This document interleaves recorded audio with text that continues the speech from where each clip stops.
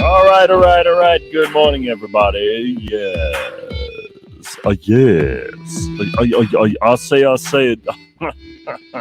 Is that you guys won't remember this? There's a cartoon when we were kids, and sometimes when I do this morning bullshit with this American voice, it makes me think of this cartoon, the Foghorn Leghorn, Looney Tunes. I'll say. Do you? Like the dumbest shit ever. It pops into my head and I'm like, oh God, why are you sounding like that?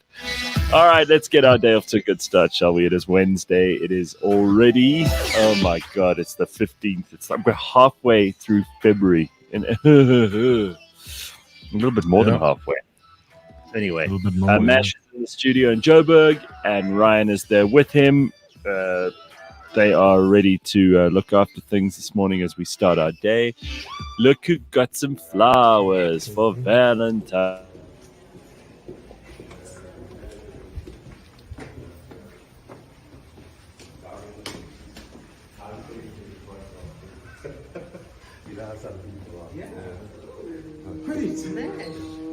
I wanted in the flowers for you. Do you know who is it from?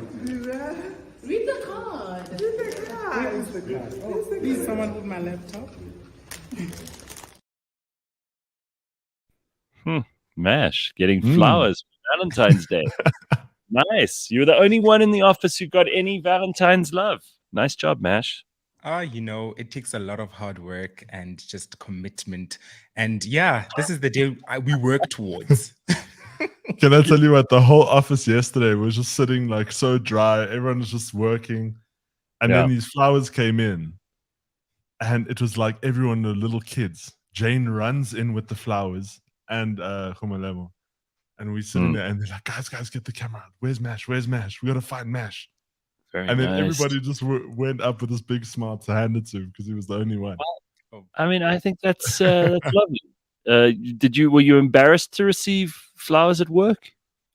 I was not at all. But I was walking out of a meeting with Lebang, and as everyone was approaching with their cameras, I assumed, oh yeah, of course it's Lebang. Because I mean, Lebang is pretty much, in that Valentine's Day spirit, in that Valentine's Day mood.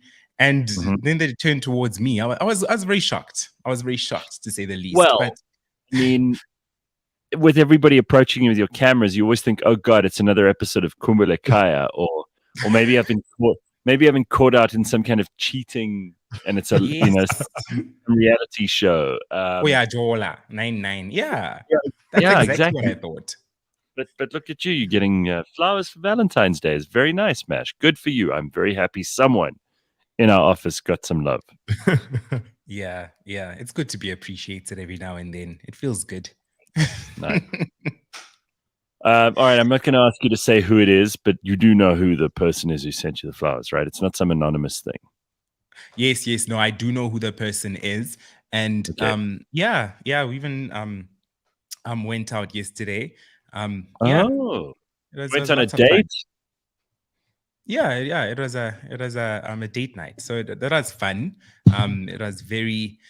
It was something quite I don't do too often, going to the movies and that whole thing. So it was lots of fun. Was it busy for Valentine's Day? Were there a lot of people doing stuff? Not at all, surprisingly. I went to Eastgate Mall and it was actually not that busy, although there were lots of couples. People were just PDAing it up. People were hugging, kissing. They were just doing all kinds of crazy stuff yesterday. It wasn't like way busier than a normal night. Not at all. In fact, the cinema was very empty as well. I think in total there were like 30 people in there. Did you see a romantic movie or just whatever was on? Whatever was on. We saw Avatar, the new Avatar in 3D IMAX. That was so much fun. It was quite an experience, and yeah, it felt special. It felt special. Very nice. I did. I got zero. I did zero. There were one or two messages from a few people I know. There's nothing like significant, but I would have been. I would actually have been horrified if I'd got like a Valentine, because because anyone who sends me one is completely misreading their audience, right? It's like I would have been horrified. I would have been like, oh, okay, this is clearly someone who's never ever met me before. But it is nice. It's good that people are doing this stuff. I think that's lovely. I also feel like on Valentine's Day, it's a good day to stay away from, malls and gyms and things, because people use it as a day for promo stuff, so they get people to come out and unless you like you a little bit. Unless you like it, I suppose. If you like, there were a whole lot of people who came through for our meetings at our offices yesterday, and some of them were dressing up in red and white and pink at the office, which I think is quite sweet. We didn't have any Valentine's dress code, but there was someone who came in the morning and she was wearing red, and we only picked up on the way out, right, Mash, that she was actually dressed up for Valentine's Day. I picked up the moment she arrived, because I was also wearing red and black for Valentine's Day. So as soon as I saw her, I was like, "Oh, did you color code yesterday? I didn't even realize." I did. You have to. Shows you, 2 and 2. No. Stupid is as stupid does in my case. No, we have to color code. We have to celebrate these things, just celebrating love and just sharing the love as well. It's something we have to start doing more often, not in the romantic context, but also just in a general context. We have to. Sound like a pastor I heard this weekend at a wedding. You went to a wedding? Okay, nice. You went to a wedding. The week of love. This is it. No, I went to a wedding this week. So I have a friend who's immigrating quite soon, and so before he leaves, they had like a little ceremony this weekend. So apparently this isn't the big wedding. This is like the little wedding that's happening now, just to get the legalities out the way. And then he says, "But did they do? They did a whole ceremony and invited people and everything." So the ceremony was about 10 people. So I was like one of the only friends, and then it was just family of his, and then she brought a friend and her family. And so we went. There's this couple in Randburg that have like a house that they've turned into like a little wedding venue. So I got there and I'm like, this is a house. But that's really special. I mean, if you were one of 10 people, then you're really. Oh yeah, no, definitely. These are your friends. These are not like hangers. No, it felt really cool. But I was just, and then they had this pastor, or I don't even know if it was a pastor. I think he just officiates weddings. But they had turned their house into like a little wedding venue where couples who come and just get married. Apparently they do like 3 a day when they're on. I don't know if they only do it on weekends or whatever. But let me tell you that pastor or the guy who was speaking was so smooth. He could slide uphill. I'm telling you, with the way he was preaching about love, like it was really something special. Smooth in a good way, or smooth in like in a creepy Teflon like? No, smooth in a good way. Because when we rocked up, it's kind of like a weird thing because no one's done this before. Like we know what goes on at a regular wedding, not at like a small wedding. So he kind of has to talk you through what's going to happen. Yeah. So it's a bit weird. He's like, stay seated because we want to build up to this moment. And then because there's no music, we got to build this moment up. So when the bride walks down, then we can just like shower her with this moment. So we're like, okay, cool. So he's like, just stand up when I say so. So we're like, okay. So we sit there.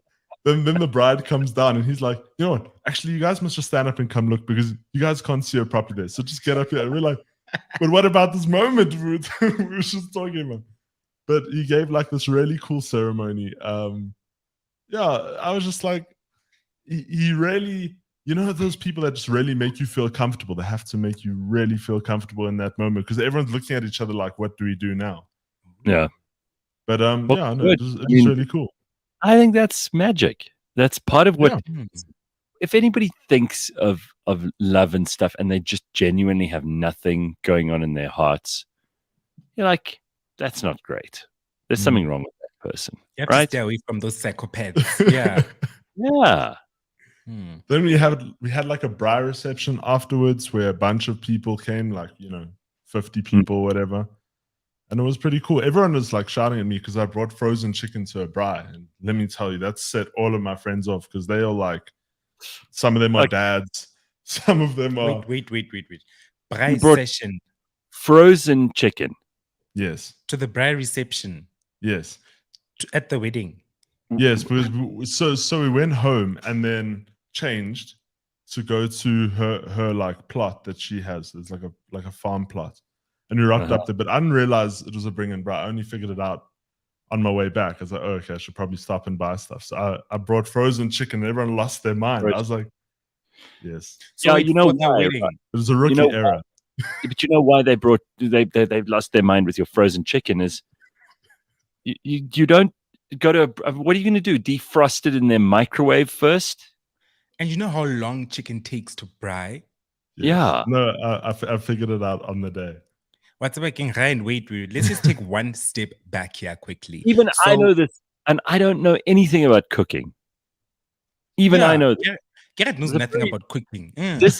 This is West Rand behavior. This is This is outrageous. very risky. First of all, a bring and braai reception. That's where I was like, wait a minute, I've never heard of such before. And then secondly, so you guys went home, changed, and then this was the actual reception Well, for the wedding. it was just like a braai. Like he invited a bunch of friends over and they just like kind of celebrated. Everyone had some drinks. They popped some champagne, did a speech, and we just braaied the whole afternoon. So why Sunday. must I bring my own meat to your wedding? I don't know. It was a bring and braai. Very West Rand stuff. This smash, huh? Very West Randy. And then, why arrange a braai if everybody must bring their own meat to begin with? Agreed. Yeah. What's that Why all arrange about? a braai? Maybe it is West Rand. I don't know. It felt normal to me. At Very least, West make us contribute to something. Speaking of which, I actually saw a wedding invitation this past weekend, which was very interesting. It was like these, you know how nowadays wedding invitations are videos that are shared on WhatsApp with like soft, smooth music and flowers and pictures of the couple and so forth. And I saw one this weekend that had it did say that, listen, for gifts, we only want home choice, Mr. Price home. I was like, okay, it said that in the actual video. And then it's like Capitec 7288. I was like, hey, but they just put the account details right there. And I was like, yo. Wait, what? They put wedding like for gifts. gift. Like a gift registry thing, but they just gave you an account that you could just An put account money. number. Yeah, they just said, look, see. Capitec 721, what, in the actual video. And I actually had to pause it and rewind a couple of times because I was like, this is very new age. This is very new school. I don't like that. There's a lot wrong with that. Okay, so Ancient Ether says chicken is quite tasty when done on a braai, especially rotisserie style. Yeah, but not when it's frozen. And you know, Ryan, this is like campsite pikey fucking shit. I'm sorry, that's not right. Seriously, I'm just getting Vikings vibes from this. That's the only vibe I'm getting. Why? Okay, a braai for a wedding reception is kind of cool. I like the concept. I like the idea and the thought behind that. But why do we have to bring our own meat? And why? Wait, Ryan, was everyone just braaiing their own meat there? No, so that's another whole story. It's funny because we have my one friend. He braais at every braai. I just would explain to everybody else, like welcome if you've never heard of like what kind of weird shit goes down on the West Rand. Now, this is like a reality TV show of the kind of, this is how West Rand people get married. Frozen chicken at braais, 10 people at the ceremony. Now he's about to tell us about some weird behavior where not everybody braais. How does it work? No, so we have my one friend, Brendan. He always comes to, he's at every braai. And because he's Afrikaans, everyone trusts him with the braai. Oh. And so he braais every time. I was even thinking on my way there, I was like, I hope Brendan's coming because I don't know who's going to cook around it. Like, no one can cook. So my thing is then, okay, cool, there's a braai, right? But of course you need a carb. So what was the carb? Did they make pap or did you guys also bring your own pap and cook it yourself there? So her mom is a caterer. So she cooked like macaroni and cheese and like a potato dish and a whole bunch of like sad things. Macaroni and cheese, ka braai. Yeah. You also had- it is new to me as well. Don't We worry. also had mac and cheese. Okay, this is very weird. Listen, Hein, Mash, have you ever heard of behavior like this at a wedding? born again. Okay, but just remember, this isn't the real wedding. This is just like No, Now it's dude, not the real wedding. no. It So they're sounds gonna have another wedding. sounds so disorganized and weird. It's just like you on your way home from the ceremony, in inverted commas, are buying frozen chicken that the Afrikaans friend has to buy because no one trusts all the English people with it. It's weird. And then they Okay. need mac and cheese. What Very odd. on earth? Well, the frozen chicken thing was just me because I had no time and I just had to buy Listen, though, something. I mean, I did kind of pick up on one thing, and I think there are people in the comments saying this too. If you're going overseas, as you said, these people are, Yes. you don't want to schlep a whole bunch of wedding gifts. So if there is a registry at all, it probably makes more sense for it to be cash than anything else. It makes sense. Yeah, it definitely does. I see that Melissa Peterson also. Who was it? Yeah, someone in the comments also said that. It was Melissa Peterson. No mash. It's been going on for a while. Money instead of Yeah. presents. So People do that, but I Mm. don't feel that you are obligated to give money. The Mm. whole reason that you give people a wedding present is it's something that they'll remember for the rest of their life. When they look at it, they'll think of their wedding. You know, if I think about my parents who've been married for a long ass time, there's still things in the house that they know were given to them as wedding gifts, Yes. and not a lot of them are left because when you have kids, they break things. And my brother and sister and I, when we were growing up, probably broke a whole bunch of their things that they got for their wedding. But there are still one or two things that are left over from their wedding, and they're like, oh, I mean, they'll talk about this stuff, and I'll be like, I don't even know who these people are. And they were like, no, when we got married, these people gave us this, and so it's nice to have that stuff.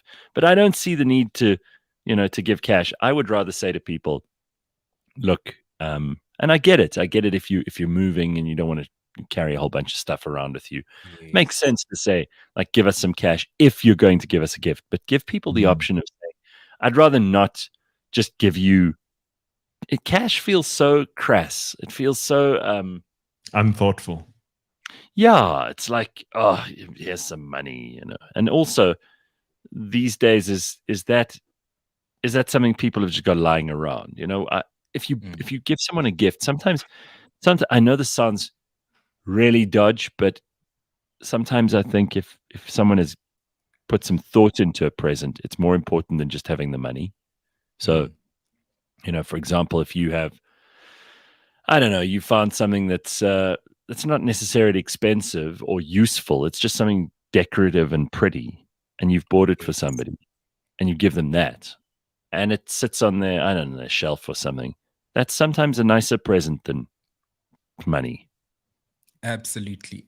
And also, when you give someone a gift, it is personal to you and that person. So if Ryan's getting married to a Melissa, whoever you get married to, Ryan, I will give you something that is personal to me, but also personal to you at the same time. So every time you look at it, you're going to be like, damn, this is for my wedding. This is something that I use, but also it's kind of personal to Mash. It reminds me of Mash because I'll give you something like a scented candle set. Scented candle set or a mixer because I love baking. That's nice. I like that. That's cool. So right, when you listen, just cash, hey. I don't know. I don't know how you how you guys feel about this, but Valentine's Day is now done, and Mash is the only one who got a present. And somebody said here in the comments, I liked this very much. They said their kid was at school and got like a Valentine, and you could not get the smile off their face the whole day, which I think is so cute. That to me is the whole point of Valentine's Day. Make somebody feel special somewhere for a little bit. Yeah, my 12-year-old, this is Tracy. She says, my 12-year-old got a secret Valentine's card at school. Can't get the smile off his face. Sweet man. Yeah, that is cute. All right. Well, you wanted to talk about who is really killing it on Valentine's Day, and you mentioned Lerato Kanyago, right? Yo, Gareth. Lerato Tell me Kanyago. what's happening. Every single year, She wins Valentines. She's the queen of Valentines at this point. Everybody knows that Bona, if Lerato Kganyago doesn't shut down Valentines, it's not Valentine's. And I'm going to just bring people up to speed. So 3 years ago, I think it was before COVID actually, Lerato Kganyago's husband booked out. Yeah, 'cause she's married. I was going to say, how does she keep winning Valentine's Day if she's married already? They keep it nice and fresh, you know. And I remember a couple of years ago, I can't remember if it's 3 years ago or 4 years ago, but he booked an entire stadium for her. The FNB Stadium, 94,000 seater. He booked it. He booked Zonke. And then Zonke just performed and serenaded her in the middle of the stadium. And there was nobody else there, just them with their table, with roses, with champagne in the center of the stadium. Now, So you pulled the Drake. He basically pulled a Drake, and it worked because Twitter was just going on about it for days, for weeks even. Even all these years later, people still remember that. And then a couple of years ago, he gifted her a damn hotel, a boutique hotel. Yeah, okay. So he's obviously loaded. Yes, he is. All right. And first thing here is, if you have tons and tons of money, it's so easy to sound like you're romantic because you're doing things that the rest of us can't afford. That's the first thing. Second thing, if you are doing this, you are setting yourself up for big trouble because every year you have to up your game, right? And you say Lerato's killing it on Valentine's Day, but it's her husband who's killing it. Yeah, come on, man. She's just receiving gifts, which is the easiest thing in the world to do. Receive your gift like this. You just put your hands out and you receive gifts. So now, as a result, leading up to Valentine's Day last week, Lerato Kganyago was just trending throughout the week because everybody was like, oh no, I guess we should just start, getting our passports ready to leave the country because Lerato Kganyago's husband is gifting her South Africa this year. What's left for him to gift her? And we were all just waiting with bated breath to see what is she getting this year because the levels the level is quite high now. He set the bar very high for himself. Like a concert just for her and booking out the whole stadium, that's a biggie. Mm-hmm. That's kind of huge. Yeah. That's so nice. The whole what of is South Africa. What is she doing, by the way? Like, what's Lerato up to these days? That's a good question. I'm not too sure. Is she just being a housewife without having the Real Housewives filming her the whole time? I mean, like, what's her story? What's she doing? No, I know for a fact she works quite hard. I think she's on radio, I believe, and she's also a DJ at the moment. I believe she's on radio. I don't know what radio station, but she's also a DJ, and yeah, she's hosting. She also hosts quite a lot of events. See her quite a bit at some events as well. She has to run that hotel, right? I don't think so. Just run her gift, but yeah. So everybody was waiting with bated breath, and we waited and waited, and then last night at about 10 to 12, because I was also on Twitter at some point trying to see what did she get, and nothing. She didn't post anything. She just kept quiet, and everyone was like, "Jo, Lerato Kganyago blue ticked us this Valentine's Day." She just blue ticked us, but I'm sure she got something. But after getting such high level gifts, it's hard to keep it up, and you can't just share a bouquet of flowers after that. Wait, so she didn't post anything at all? She didn't post anything at all. So everyone's still like waiting with bated breath. What? She's probably fine with that. It's probably all these people like you, Mash, who are waiting for her to get something and live vicariously through her. You're all the ones who are waiting, but she and her husband are like, no, we're just having a normal day. It's you. Yeah. What they've proven, if I'm right, is they've proven that that all the other people had expectations and she did not. And it proves that if you guys were spoilt by someone, you would expect to be spoilt forever in perpetuity. Now, Zalebs, which is one of those horrible websites that just basically trades in really low quality gossip and shit, they called it Lerato Kganyago Day. And they said, oh my God. The past 2 years, the media personality and her husband, Damindlala, have made sure that they top any romantic gesture any other couple could share on social media.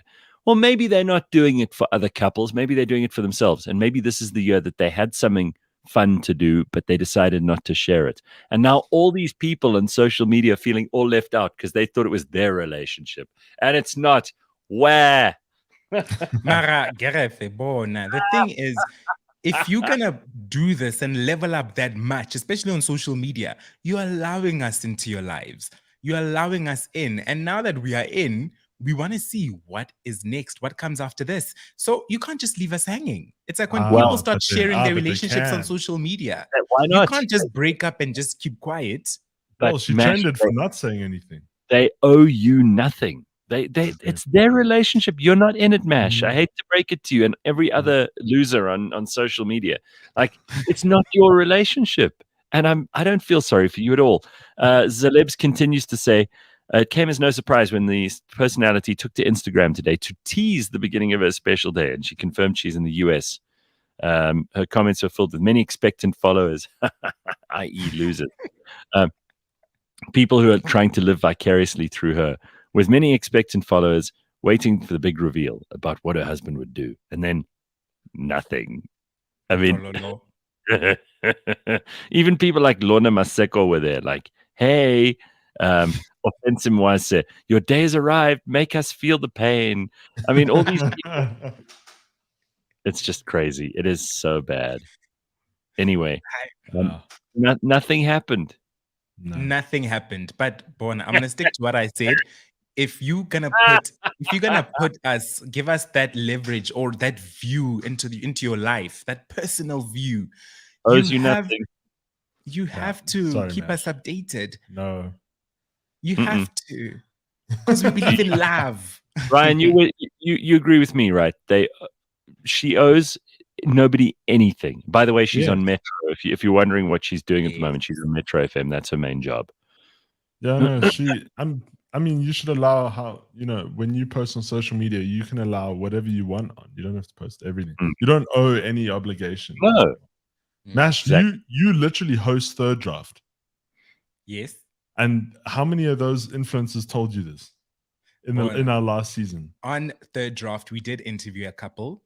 And we did ask them as well that, listen, if you guys were to break up, because this couple even has an Instagram account together, a YouTube account together, who gets the accounts? And even they were like, look, we will shut them down. But of course, we'll also announce to everyone that, listen, 1, 2, 3, 4, 5 has gone on, and keep them updated. You can't just leave us hanging after letting us into your life. They also said that we will allow people a certain amount of viewing in our personal life and nothing more.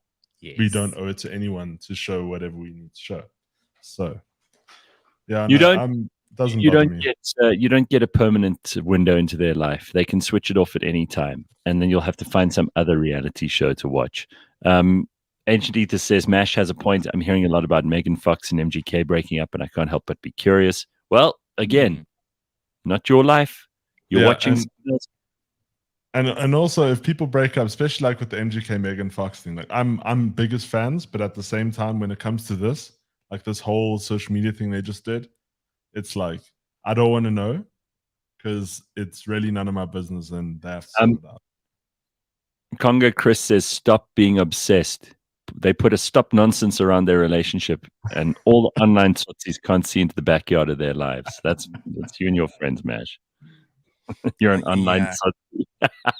I guess I'm an online tsotsi now.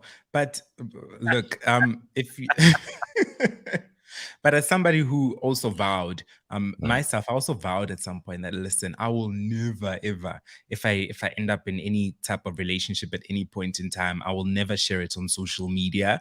I'm going to keep that part of my life private. I want to keep that part of my life to myself, because the thing is, you can't just open the floodgates and then just close them whenever. You have to let us in. Once you let us in, there's no getting us out. We're in there now. Yeah, people do think that they can just switch it off. And I believe that people should have the right to do that. Like, no one else has an automatic entry into your life. But unfortunately, Mash is not in the minority. Like, most people agree with him. Like, once you let people in, it's going to be very difficult to chase them out of your house. It's like if you have an open party, you're like, hey, come to my party. And then a bunch of dregs pull in. And now you can't say at the door, oh, you can come in, you get, oh, not you. because you've said open party, and that's what you're doing. Yeah. Fair when you enough. let into your relationship. So I suppose there's a valid point being made there too. All right, lots of stuff to get to today, and lots of things to talk about. And we've got an interview coming up, which I think you're going to enjoy. We're going to be talking to a guy who I spoke to just the other day about Russia and the Ukraine. It's the big story of 2022, 23. It's ongoing. It's kind of the thing that people who think they're clever talk about, but very few people actually know what the hell they're talking about here. So I spoke to a guy called Owen Matthews, who's written a really interesting book about the Russia-Ukraine conflict. And if you want to know what's going on there, this is probably the interview for you to listen to. Certainly, I found it pretty interesting. This guy knows what he's talking about. He's not just some, guy who wandered in and had an opinion. He's been watching what's going on there for a long time, knows the characters involved, Putin, Zelensky, the Wagner Group, which is this paramilitary organization that the Russians are leveraging in the Ukraine and all over the world, in fact. And I think it's worth taking a listen to. So that'll be coming up at 7. Don't miss that. And it has been said that South Africa has a mental health crisis, and the solution starts with educating ourselves, especially about mental health and various illnesses. But that sounds like self-help. And what does that really mean? Well, it's up to Professor Christopher Paul Szabo and the team on Beyond Madness to unpack that for us. It is brought to you in proud association with Adcock Ingram OTC, the sponsors of Brave. You can listen wherever you get your podcast. We have done, we've done a few seasons of Beyond Madness now, and it just gets better and better. This is a great episode because I don't think you can't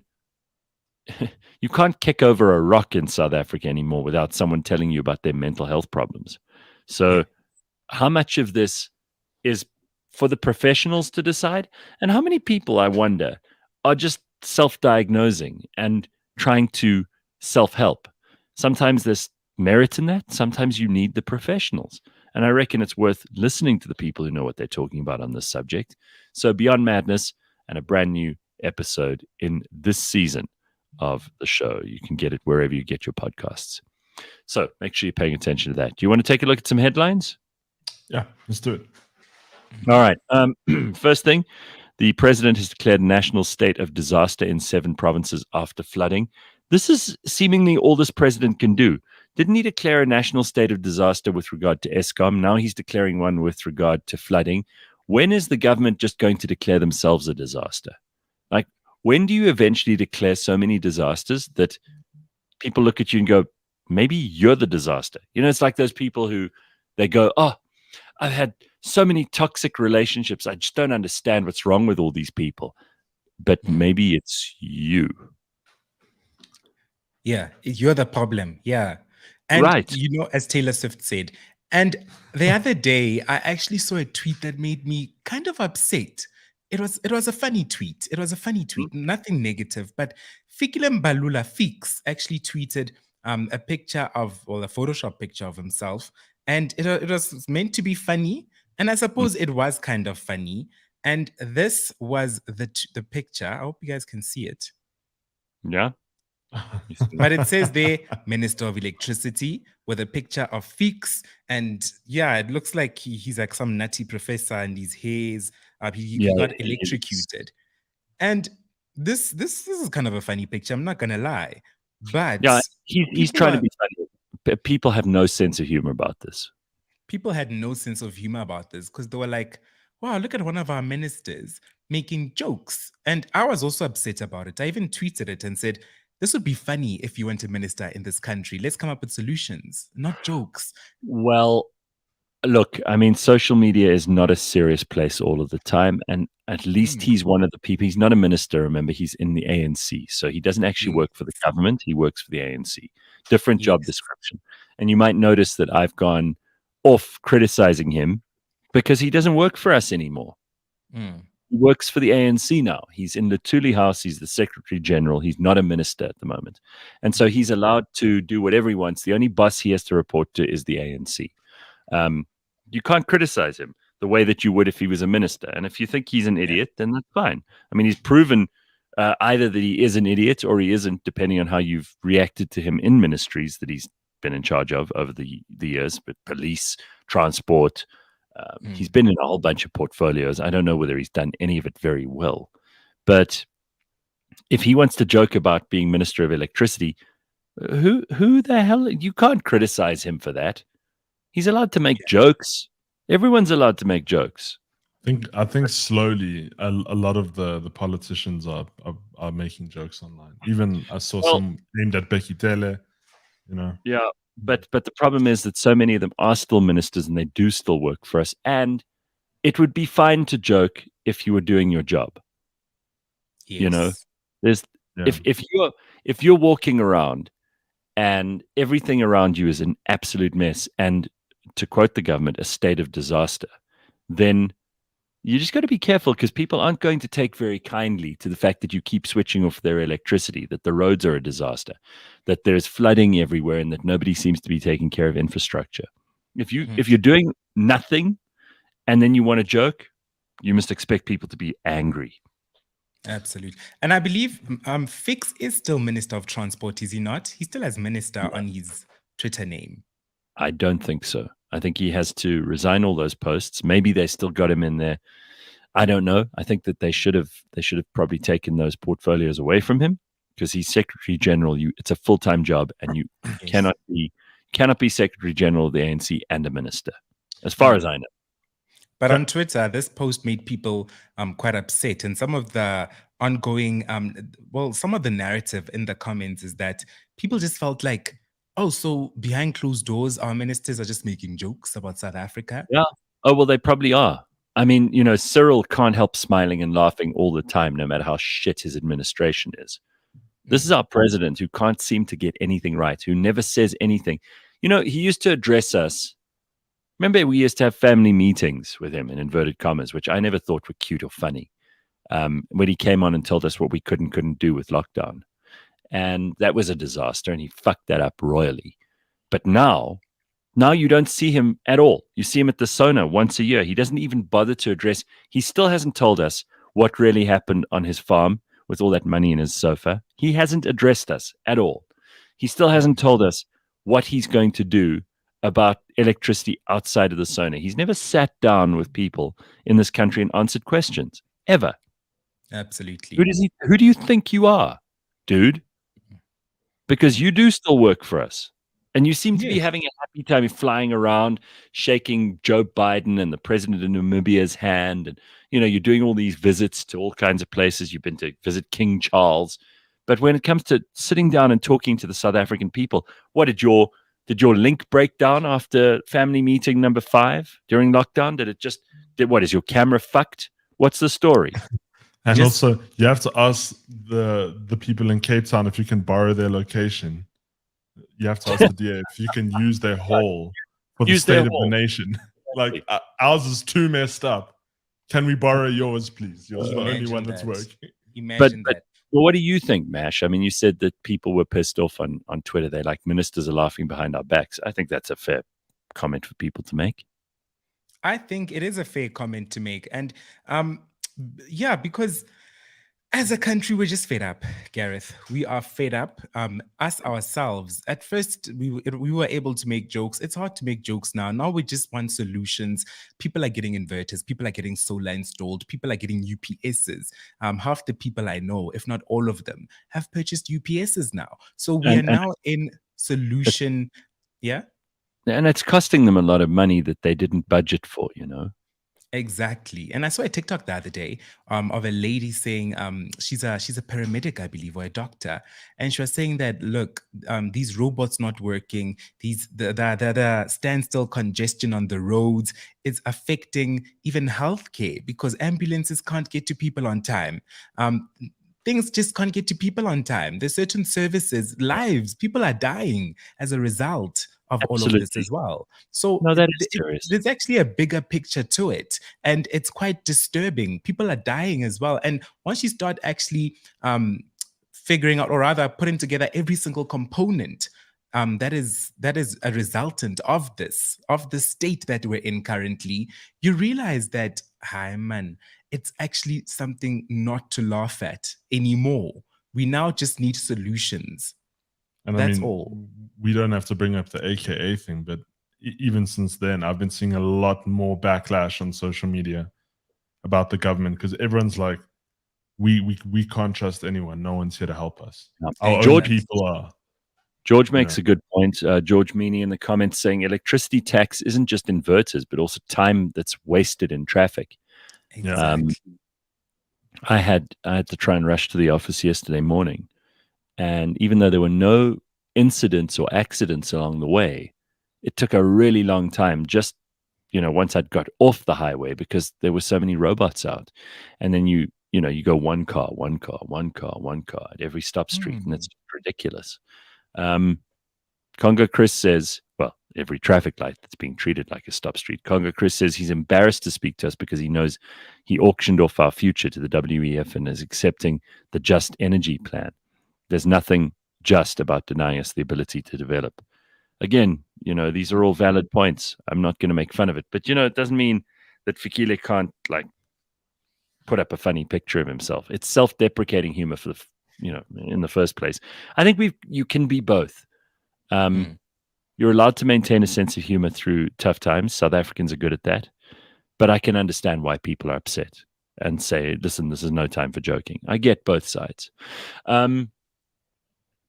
There's this Tottenham Hotspur thing is just not going away. Hey, apparently the chief financial officer of SA Tourism is facing suspension over the deal. He's been issued with a letter instructing him to justify why he should not be suspended. Well, again, I can't say I disagree with this. His name is Johan van der Walt, he's the CFO of South African Tourism, but according to the Daily Maverick, he's a director of several companies linked to the WWP group. They will be paid £1.5 million to ensure that everything is 100% in place by the 1st of July 2023 for the Tottenham Hotspur deal. So this guy was benefiting on the back end. Immediately, that's a reason for someone to be fired. You can't have business interests in where you send tax money and that money then coming back to you via back channels. That's cut and dried, straightforward fraud and corruption, right? Yeah. Textbook. But if he goes, because I know 3 of the directors already resigned in SA Tourism, so they've already done the right thing, whether or not they were responsible for this decision. But then the minister, Lindiwe Sisulu, is also responsible. She signed off on this thing, remember? I just want to know the budget we have for tourism, because if we have that much money to just give away to a football team, there's got to be more. You know what I mean? Like, they're not emptying the bank on it. I want to know where and this is what the budget speech is meant to be about, right? When Enoch Godongwana, the Minister of Finance, addresses us this week about the budget, this is what we're meant to know. Is it like a line item breakdown of where the government is spending money? And you can't just waste millions, if not billions, on a football team overseas for advertising. Essentially, that's what it is, advertising. And expect to just get away with it. I mean, Ben had an interesting point of view on this. He's like, well, he'd rather have them spend that to advertise South Africa to tourists overseas on the football jersey. Maybe it's better than the government wasting the money here. But, these are not responsible people by and large. Anyway, if they get rid of this guy, which I think they should, just based on what the Daily Maverick is saying about his involvement in other companies that benefit from this deal, they must also get rid of Lindiwe Sisulu because she is the minister. She did sign off on this. She is ultimately responsible. And surely if she said okay, she must be canned. And then what about the tourism board chairperson, SA Tourism Board chairperson, Tomazile Botha, who also needs to be fired? I think the whole lot.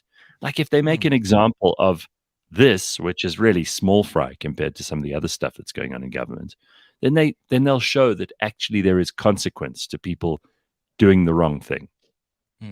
But remember, all these people, Gareth, so because obviously with such things, so many people are involved in this. There's quite a number of people involved. It's not just one person who decides, but these people are busy having savannas together. They're just chilling together all the time. And for them, it's just another day of, misusing and looting and stealing our money. It's our money. Just another day of that. Well, Tracy points out the worst thing about that whole Tottenham Hotspur story is that they went after the whistleblower first. They didn't go after the people who made this decision to waste all this money. They went after the person who was telling the public about it. They've decided to back off of that now. But seriously, diverting blame and accountability. Well, South Africa is the country of zero accountability. So what do we expect? I feel like it's so classic. One last thing I just wanted to bring into the show this morning, and it's really just the most unbelievable story, is this Turkey earthquake and what happened in, I think it was Eastern Turkey where most of this occurred. I mean, just the most devastating pictures are coming out. There was this one video I saw. I don't know if you guys have seen it as well. This area that used to be like, I think it was a whole orchard of olive trees, and now it's this huge big ravine where this earthquake occurred. I mean, it's like, the whole earth just created, there's this big chasm between one side of the orchard and another, and it's just this, this devastation, and that's not even in a built up area. So you imagine in the towns and cities and villages of Eastern Turkey how devastating this has been, and they're still digging people out. There's these heartbreaking stories of like children being pulled out of the rubble, and pets and all kinds of things. It's just really, really sad to see. So, I mean, if you're not thinking about Turkey at all, then maybe just spare them a thought. Yeah, I read an article this week. It's quite devastating. They were saying like people are using WhatsApp to send voice notes and locations to try and get people to find them because they're trapped under rubble. Oh, can you imagine how horrible that is? Oh, wow. The claustrophobia, the fear, if they don't get to you in time, you're not, you run out of air, you run out of, you just die of starvation or thirst. I mean, it's just the most awful situation. It really is. All right, then quickly, you've put up a video of the Rihanna halftime show. We don't put up the audio because otherwise YouTube gives us shit. But what did you want us to see in the halftime show? Because a lot of people talking about Rihanna, but what's the big story? No, so I just want to find out from you guys. Mash, you can also chime in here. So it was the big halftime show, Super Bowl this week. It was on Monday for us, but Sunday in the US. And Rihanna performed on her own for like 20 minutes. And I thought it was a great performance. She's pregnant, so she was obviously limited to what she could do, but the dances were awesome. But my whole thing was, right, this is the question I want to ask. Was it a missed opportunity to bring out some featured artists like Jay-Z or Kanye West or something along those lines?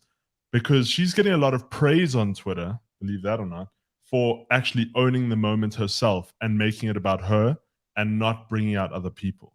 I do feel like it was a missed opportunity because some of the songs, the other artists will contribute quite a lot, like Umbrella. Jay-Z plays a very big part in that. He does the ad-libs. He's busy there in the back. So it would have been great. It would have been absolutely amazing to have some other people with her. So her alone was a bit overwhelming, especially after not seeing her for so long. And because she was obviously pregnant, so she couldn't actually go out and about, it was a missed opportunity. I do have to say that those levitating stages are just amazing. I mean, that's beautiful, right? Yo, cool.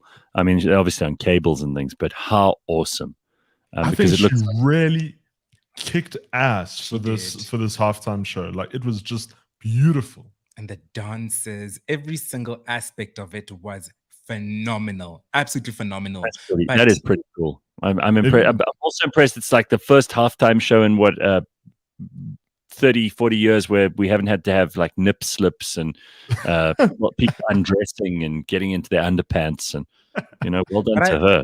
But I think what she wanted to avoid was what happened to Coldplay a few years ago when Coldplay was the main act and Beyonce was just a supporting act, featured artist Nyana. But then Beyonce just owned the whole damn thing as usual. She came out with dances. You kind of even forgot that Coldplay was the main act that year. So I'm assuming she wanted to avoid that, especially considering the fact that she can't really move as much and, shake that thing as much as the likes of Beyonce can at this very moment.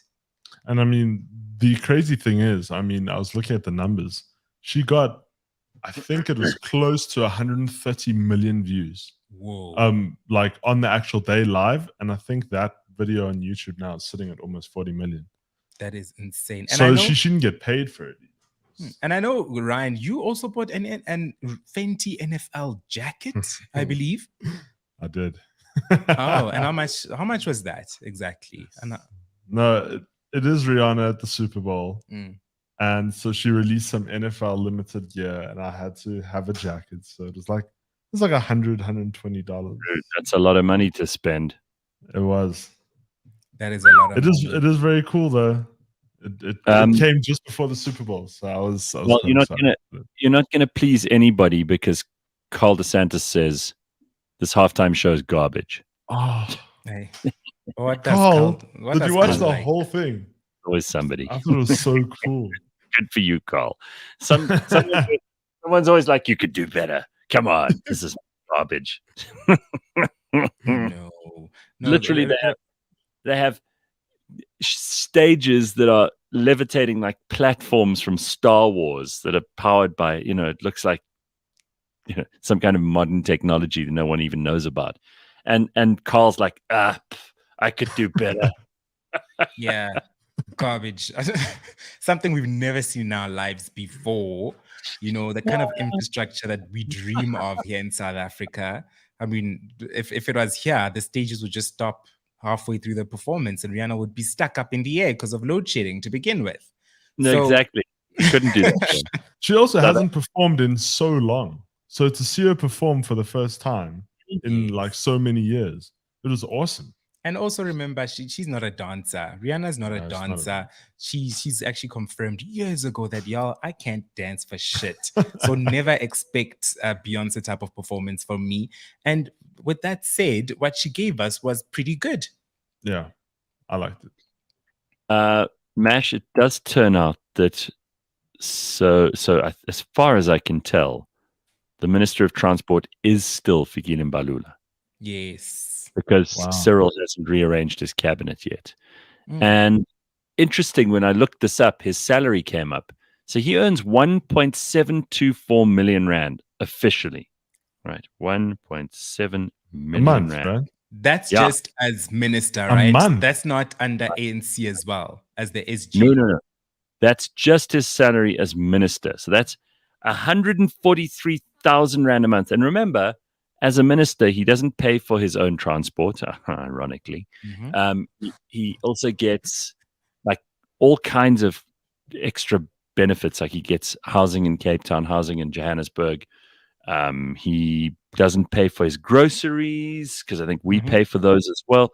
So that's he gets to put away 143,600 rand a month. He could have sat courtside at the Super Bowl.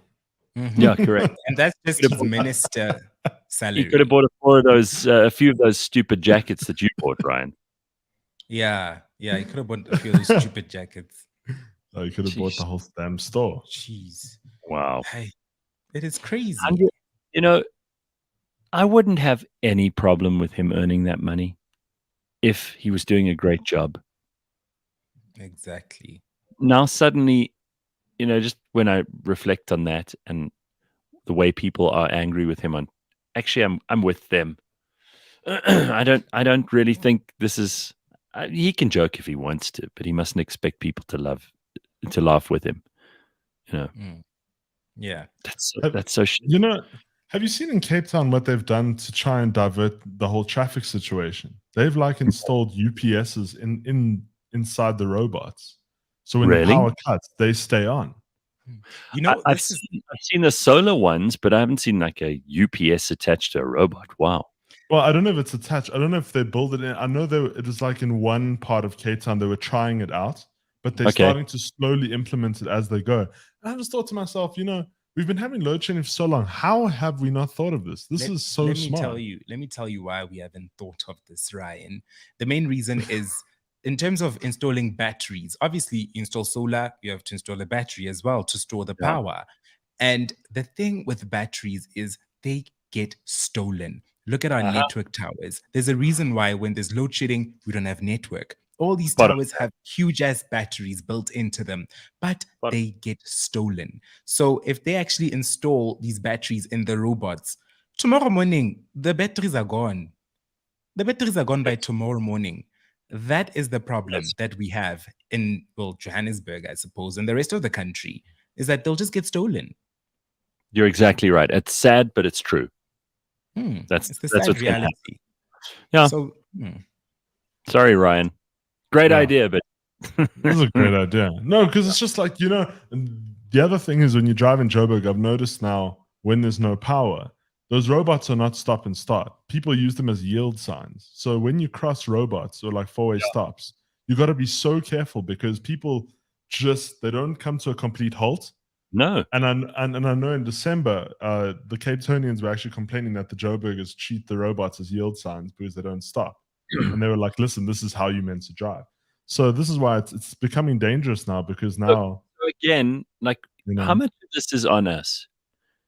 I mean, Mash just pointed out, like, we have people who, if they found a way of keeping the traffic lights going, they would steal the batteries. When people are asked to stop at stop streets or to treat traffic lights as four-way stop streets, they can't do it. So how much of this is we want to blame the politicians, and I'm all for that because they deserve most of the blame. But how much of it is on us?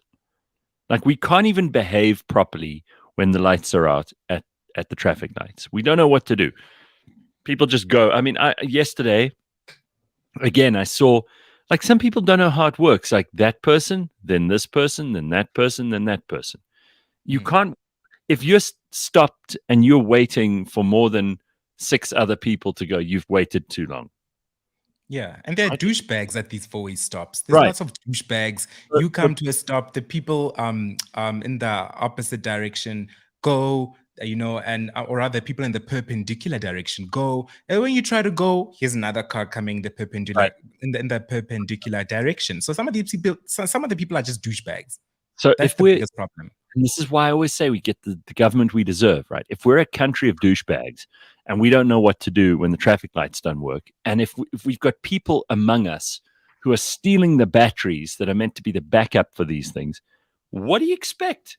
It's a bunch of morons. You're not going to get better than that. Doesn't matter who's in charge, because the ordinary people on the road are going to steal batteries and not stop at stop streets. It's great. Absolutely. I think they have to, in terms of these batteries, they just have to add some sort of mechanism like the ATMs, for example. When you insert fake money, what does it do? Sprays ink.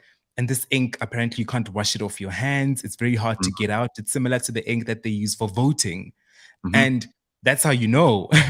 That's how you know. Also, there are the ATMs as well. If someone tries to rob an ATM or something, sprays ink, we need something like that. We need to start shaming people so that if you try to steal a battery, just spray something on your face. And for the next week, we'll know who you are and we can deal with you. It should be something really terrible, like an acid that makes you blind for life. Yeah. Okay, not for life. Really? But no, for life. No, Nash. I've had enough of people trying to steal stuff in South Africa. If something does not belong to you, you must know that the cost could be that you'll be blind for life. Then you'll stop stealing. Okay, that is true. The consequences have to match. If people hear one story, if they're like, oh my God, this guy's trying to steal a battery from a traffic light and he got sprayed in the face with this acid that he can't see ever again, you watch them stop. Right? Yeah. But they must also have some sort of mark so that even if I'm in Checkers and I see them, even I can be like, what's about King? Even the cashiers can be like, I'm not going to help you. You're trying to destroy our country. Yeah. Right. You're a disgrace. Shame. I like it. Shame. Scarlet letter. Scarlet letter. Shame. Ring the shame bell. All right, listen, we've got to wrap this up. When we come back, I will introduce Owen Matthews to you and we'll talk about Russia and the Ukraine. It is Wednesday morning, cliffcentral.com. Stick around for a whole lot more. Welcome to the Third Draft Podcast, the show where we interview... Wait, do I start with who we are? Catch the show. We chat all about... Content creation. The business of content. Yeah, and I think how we much can take money. this one. And how much... Yeah, okay. And then I'll be like, how much money or something. You Yes, know, yes, you have to keep it a bit yes.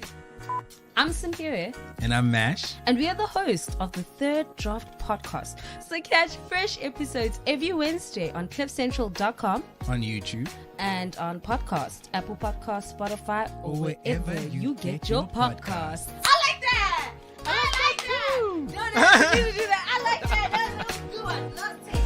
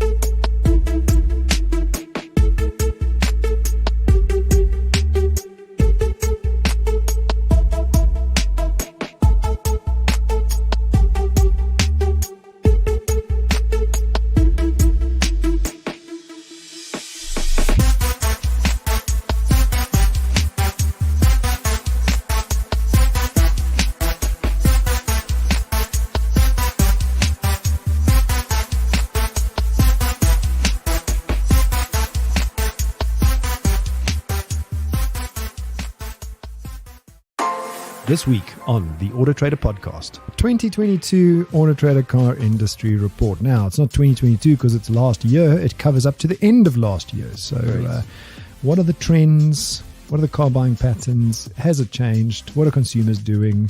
What do we believe the top 3 trends are for 2023? Catch us every Monday at 9 a.m. on YouTube and on autotrader.co.za. Yes, indeed. And you can check that out by listening also to the Auto Trader podcast with George Meany. He also joins us here on my show every Friday just before we wrap it up at 8 o'clock. So don't miss that. Okay, it is time for us to get stuck into Russia, Ukraine.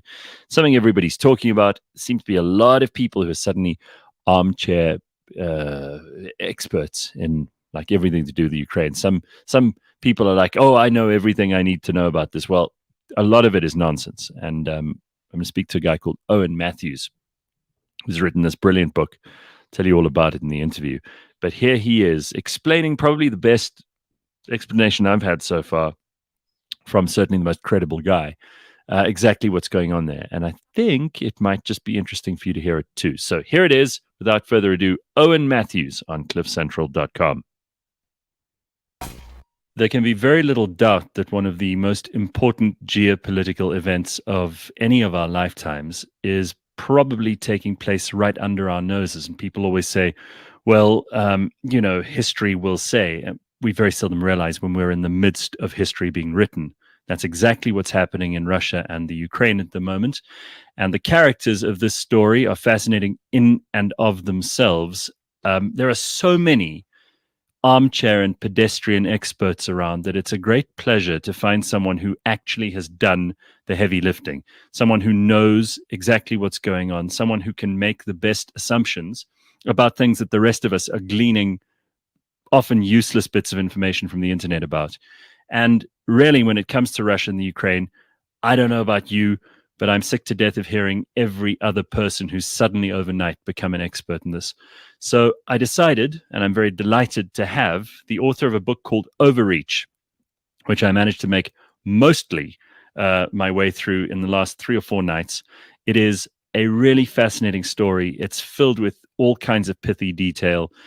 The book is written by a man called Owen Matthews, who joins us now. Owen, it's such a pleasure to have you on, and I love all those Russian icons in the background. Yeah, that's right. You can take the man out of Russia. You can't take Russia out of the man. I'm talking to Well, you are. where I've been living for the last year and a half. But you do have very deep roots that go into Russia, and you know both Ukraine and Russia extremely well, don't you? That's right. My mother's Russian. Well, in fact, as I used to say, my mother is Russian from Kharkiv, but that's actually become a rather politically incorrect thing to say, although it's actually basically true, is that she was actually born into a Russian-speaking family in 1934 in Soviet Ukraine, in Kharkiv. My roots and the roots of my mother's ancestors actually go very deep into the history of Russia and Ukraine, and actually that's the start of the book. In fact, is that rather uncomfortable imperial legacy, which is that the fate of Ukraine and Russia have been so intertwined. It's very comparable to like England and Scotland or Britain and Ireland.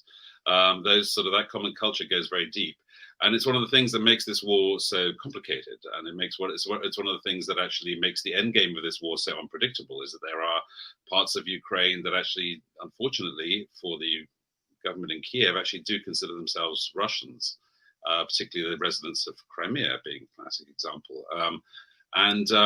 The whole psychodrama that goes on has gone on in the head of Vladimir Putin, which one of the things I tried to sort of get into when trying to write this book, mirrors exactly the kind of psychodrama that most Russians have, because for them, it's not just a sort of imperial colonial territory. It's actually part of their culture. It's part of the country that they think of as their own.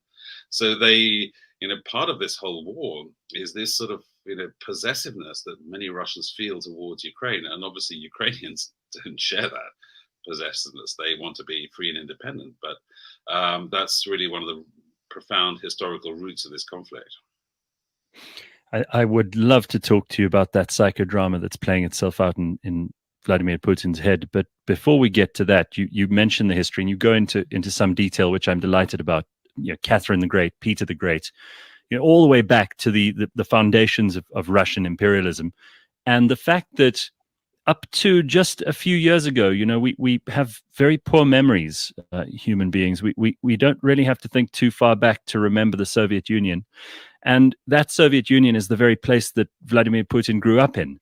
He watched it fall apart under, his own duties in I think East Germany he was at the time.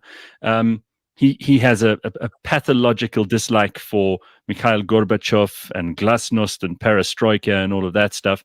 But before we get into him, perhaps you can also just explain to us this idea of Russia, because Russians themselves seem to be soul-searching the whole time. It's very important to be Russian. There's a sense of destiny about Russia. And, when you talk about this very unpopular term now, exceptionalism, we often talk about American exceptionalism.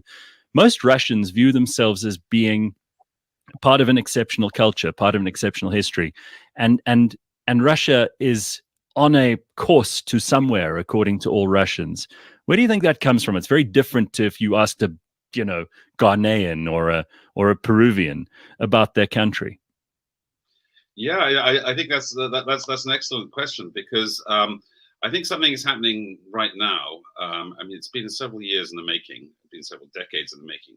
But what we're witnessing now is Russia kind of trying to reinvent itself and break out of the European and Western civilization, which it's aspired to be part of for 3 decades, ever since independence. And it's very easy to forget, firstly, how recently it has been that Russia became a post-colonial country. For Britain, most European countries, it's been 70, 80 years since the end of the colonial period. In Russia, it's been 30 years. It's within a lifetime, or within half a lifetime, we're talking about Vladimir Putin. And this idea that Russia is an exceptional civilization has been around for centuries. But again, it's easy to forget that actually through the 90s and 2000s, Russia, Putin, the Russian elite, wanted to be part of the club. They wanted, even bizarrely, it's kind of strange to even remember this now, but in the early 90s, Russia actually wanted to join NATO. There was this period where the Russians wanted to find themselves a prominent member of that sort of family of Western nations. They joined the G8. Putin hosted the G8 in St. Petersburg before it became the G7. It got kicked out, but after Georgia. But so for a long time, Russia has tried to be part of the Western club, and they've been rebuffed. So part of the roots of this new imperialism is that they're trying to discover a new identity for themselves, having tried and failed to sort of play with the big boys and be the peer of America and be a partner of America. And it's kind of understandable why they think that they are bigger and more important than they are, because again, just a generation ago, the Soviet Union was the main peer. It was the main opponent of the United States. It was the second superpower, and they definitely consider themselves superior and more and wealthier than China 30 years ago. But now that's changed. It's worth reflecting on Vladimir Putin's age at the time in the 70s when Russia was in the ascendant. And really, the West was struggling at that time. You could argue that Russia was probably on a course to greater glory than any other country in the 70s. That was his formative time. And he probably felt quite buoyant about the future of the Soviet Union. He wouldn't have predicted its collapse only a few years later.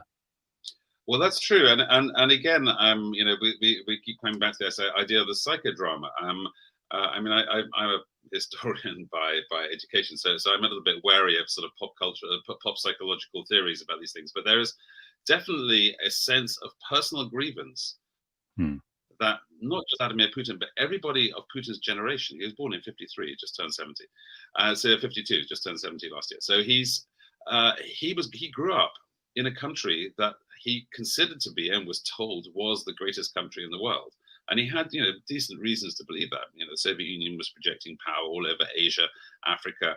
The Soviet Union was a big deal. It was a superpower. It was the imperial master of half of Europe. It was a superpower. And then that collapsed in front of his eyes. Firstly, internally, the entire command economy of the Soviet Union falls apart. Then the Soviet Union itself falls apart. Everything about Russia becomes kind of embarrassing and crappy, from its drunken president, from its inability to actually feed itself, from the fact that they're accepting humanitarian aid from the Americans. They're called bush legs, sheep broiler chicken legs that came into Russia in the early 90s. It was unbelievably humiliating, especially for somebody who had been, like Putin, a member of the elite.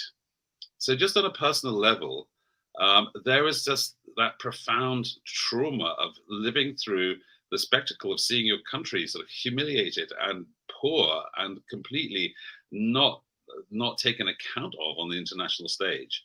So a big part of not just Putin's psychology and actions, but actually the psychology of all of his voters, of all Russians, they have that very deep, within living memory. They've experienced how disastrous the things that the West told them would be great, democracy great, capitalism great, but actually democracy for Russians was chaos and capitalism was corruption.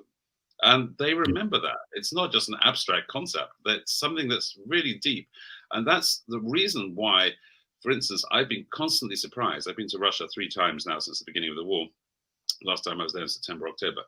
And it's really surprising. People that you would think would know better, like, smart, educated, well-traveled Russians, not even sort of old, kind of poor Soviet-type Russians, but, so generally recognizable international European people. He was sort of bumped into the Venice Biennale, sort of cool Russians. And you see people like that kind of starting to pontificate about, but the West always had it in for us, and they're just resentful that Russia stood up. And all of this, like, BS. It's sort of this, it's very personal. This kind of politics is very personal for Russians. They associate their own self-respect with the respect that their country gets or doesn't get around the world. Well, this nationalism is such a magnet, and we've seen how when it's utilized in a powerful way by a leader who knows how to kind of formulate and twist and project that power, it can be very devastating. I think this is the question that I really wanted to ask you only a few chapters into the book, and I'm going to go straight for it because there's lots we could talk about afterwards, but this is at the center of it for me. Why did a guy who seemed to me to be so calculated, and to you in the beginning of the book, he was a puppet master, he was methodical, he was like a chess player of the kind that only Russia can provide. He had thought about every move in every direction for many years before he made it. He had kept a lot of people on side. He convinced George W. Bush he was a great guy. I'll never forget that speech at the Crawford, Texas ranch, where George W. said, "I looked at his cross and I knew I was talking to someone I could see into his soul," kind of thing. And then he went from that almost overnight, somewhere in the COVID craziness, it appears that he suddenly decided to be this brash risk taker. It's almost like a personality change. Well, that's definitely what it looks like from outside, and but actually, if you unpack it a little bit, you actually see that he's been a risk taker all along. The difference is that the risks that he took before were kind of calculated risks; they were manageable risks. So, for instance, like invading Georgia, as he did in 2008, that was an insane risk. He's literally going into a sovereign country. Who knows how the Europeans are going to react? His entire economy is based on exporting, gas and things to Europe. That's right. A calculated risk, but he takes it and he wins. Turns out Europe doesn't care. He takes a calculated risk in getting involved in taking Crimea. It's a snap decision. Again, higher stakes. And Europe is shocked and horrified. And Angela Merkel says after the annexation of Crimea in February 2014, this must not stand. It's aggression. It's a land war in Europe. And then, like, hey presto, 13 months later, Angela Merkel is sitting at the table signing a 10 billion euro gas pipeline deal with Gazprom. So obviously Putin's gamble paid off. Europeans paid more attention to their economic well-being than they did to their principles. And the list goes on. Like Syria, he took a huge risk in getting involved in Syria.